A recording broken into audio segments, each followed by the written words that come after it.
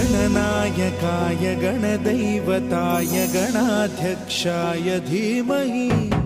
गुणशरीराय गुणमण्डिताय गुणेशानाय धीमहि गुणातीताय गुणाधीशाय गुणप्रविष्टाय धीमहि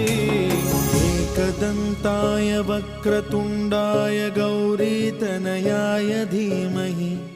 गजेशानाय भालचन्द्राय श्रीगणेशाय धीमहि एकदन्ताय